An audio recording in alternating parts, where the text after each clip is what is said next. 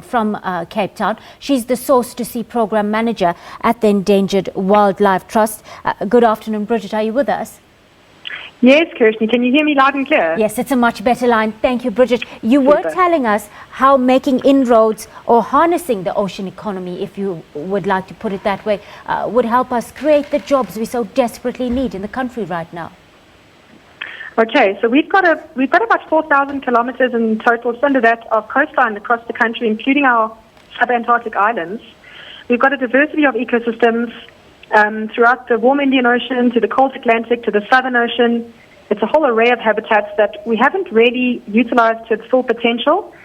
So in terms of reliant coastal communities that depend directly on the bounty of the ocean, it makes huge economic sense to start looking at ways of exploring these options, and actually not just harvesting out the ocean, but actually producing both food products and non-food products. So your things like your fish meal, your agar for gels, jewelry, even pearls, as well as cosmetics. There's a whole range of products that can be sustainably, and I think just to really emphasize sustainable blue economy projects.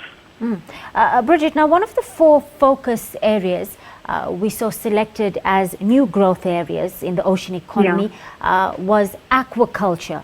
All right, but we know that this industry in particular is still in its fledgling days in the country. When it comes to production volumes, that is, countries like Nigeria and Egypt are leading the pack on the continent right now. But we have seen government come to the party here, providing incentives worth 800 million rand. Are you on the ground actually seeing the impact of these incentives in the aquaculture industry right now? Well, I can certainly speak from our angle, which we have gotten involved in the space quite recently, from a more conservation, blue economy, community conservation development angle. I'm very much aware of Operation Phakisa and the aims of the oceans economy that government is driving. We have had a few challenges around the permitting.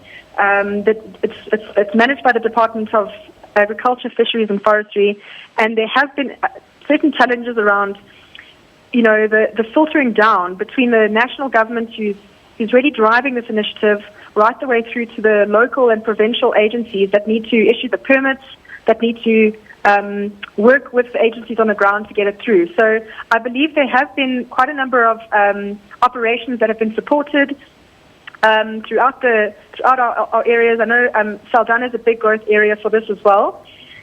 So I understand that there is a committee that is fast-tracking these applications, and hopefully we'll have a lot more rollout quite soon.